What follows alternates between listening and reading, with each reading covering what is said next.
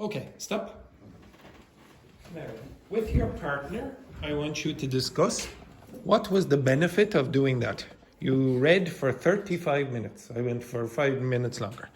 The pair of you, the pair of you, the pair of you, pair of you, pair of you, and pair of you. What is the benefit of doing that? Okay, off you go. I'll give you 2 minutes.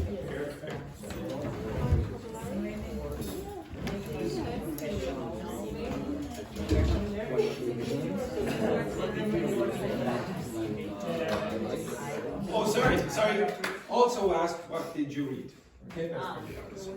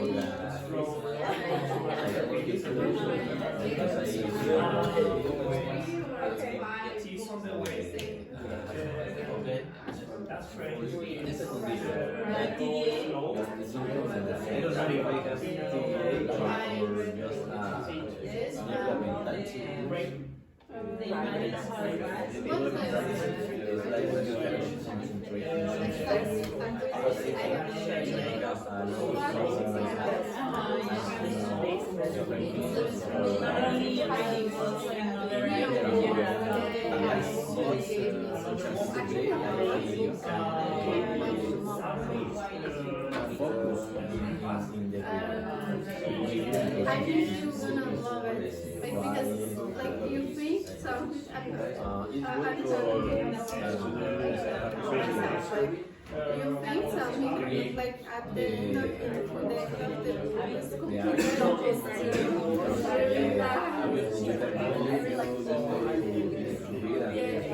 This one is I don't remember the story, but I read all of it. I was amazed. And I was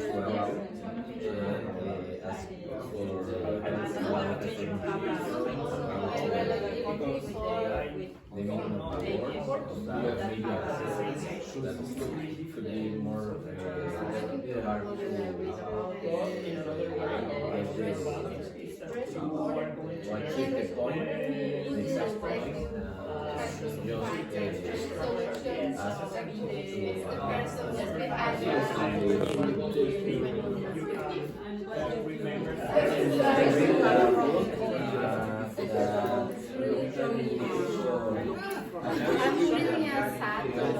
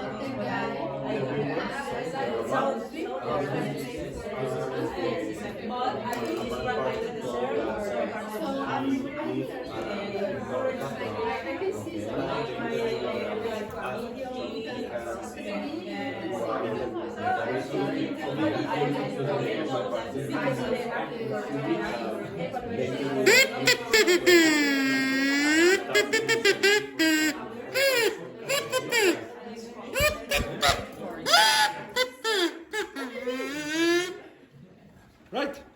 Samuel, could you tell us one of the benefits of that technique? so far. I think the main benefit is to learn more vocabulary, and it is easier if we like the story, or the story is interesting for us. Interesting. Interesting. Okay. Interesting Causes for the us. interest. Anyone else? Yes, Roberto. I think is do this activity in the classroom is good because we made the habit to read for a long time. Because be honest, in home or in other place, we have a lot of Distraction. distractions that we don't Okay. can manage. Anything else? Yes, Wendy? Improve the comprehension. Because, How? I don't know how, but because for me, it's difficult to with large text. It's difficult to follow the idea sometimes, and because I started to think in Mm-hmm. other things, It's easier. Okay.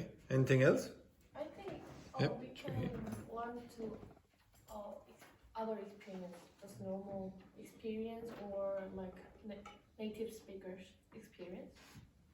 So yeah, like for example, that text that you read in the newspaper is actually, even though you might think it's easy, those kinds of newspapers are very, very difficult to understand because they will use quite a lot of different terminology to regular everyday speech. They'll be informal, they'll use lots of idioms and phrasal verbs, etc. Anything else? It's highly likely that because Very good.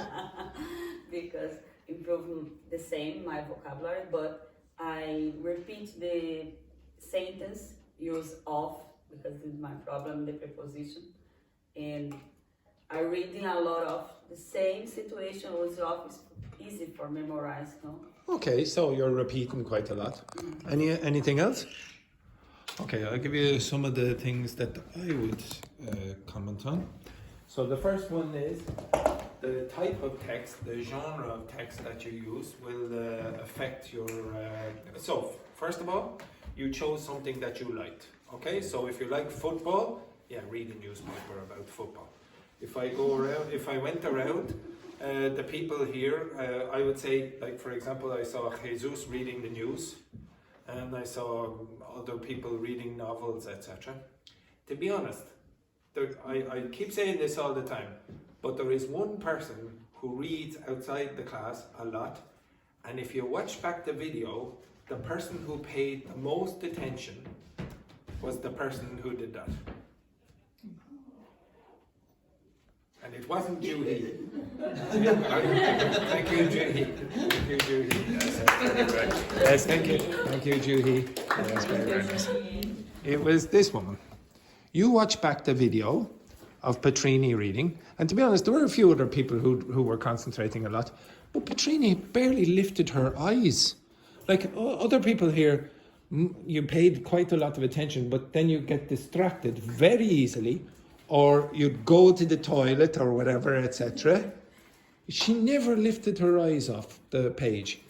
That's a good habit, in my opinion. And I'll tell you why I think it's a good habit.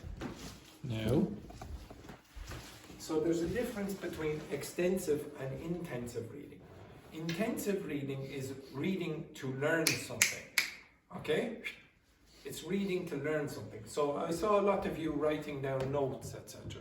Even Petrini wrote down notes as well.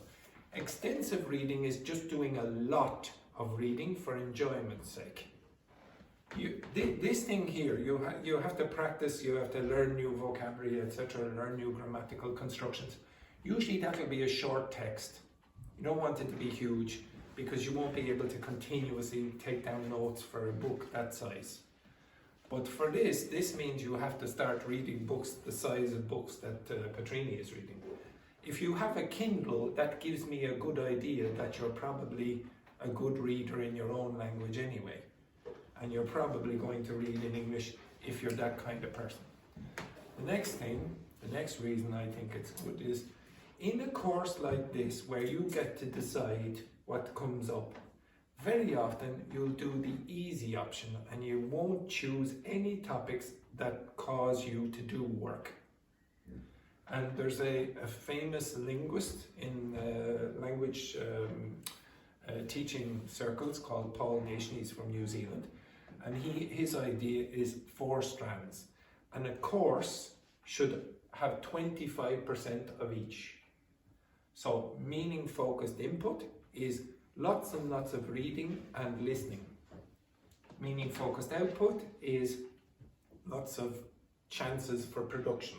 Okay, so using language that you've already learned in the context of conversation or whatever.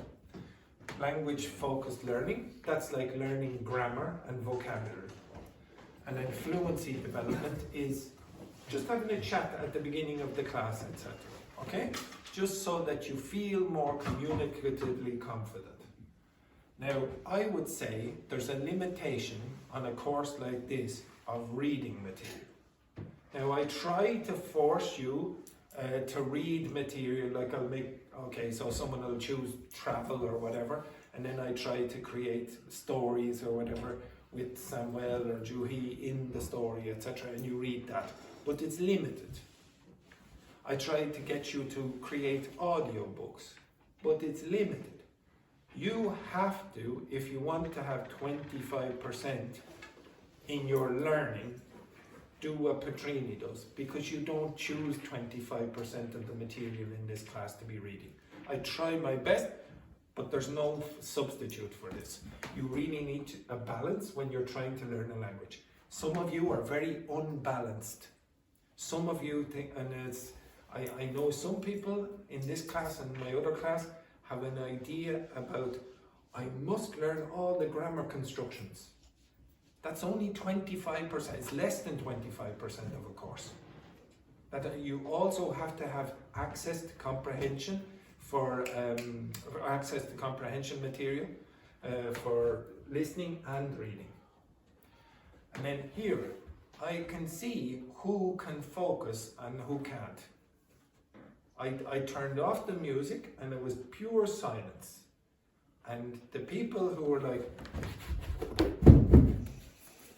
this versus the people who could focus, they're probably going to be better readers. And you know this yourself. Okay? I don't need to tell you. But this is giving me a good idea about who is going to progress and who won't quickly. You will all hopefully progress, but some of you will progress quicker than others. I have more confidence in certain people on that basis. Just from this. This was a test without you realizing it. And then the last one is what Roberto said. I forced you to read. I know a lot of you don't like to read. Put up your hands if you like to read outside of the class, in English, for extensive. Not in English. Yeah, but in English. A lot? When I watch movies. Forget about the subtitles. A lot outside the class. 2, 3. So what do you read? At the moment, I have 2 different books. One is about the war and hypothetical situation about what's happening in the war, if it's a nuclear war. And I have another that speak about the type of the food that eat every day and the nutrients that have this type. And I presume they're pretty big, yes? Yeah. And the 2 girls, I know they have Kindles here. They're going to read, and I know, for example, that Petrini reads in English. If you read more, you will get better quicker. Okay? I cannot tell you anything more than that. You must read more if you want to increase your vocabulary quite a lot, you want to improve your fluency. These things are all interlinked. It's not one thing is in isolation from the others. I might, because of this last thing, do this again more frequently. Not more than once a week, but I might do it. I don't know, do you think it would be useful to do once a week or once every 2 weeks? If you don't, I won't do it again. But I think some of you need to be forced to read, even just to develop the habit. Okay, so I don't know. We can discuss it another time. Right, that is the end of the class. Oh. Where's the gun? Okay, where's the gun? Okay. Where's the bloody gun? She took it again. Right, have a nice day. Have a nice day.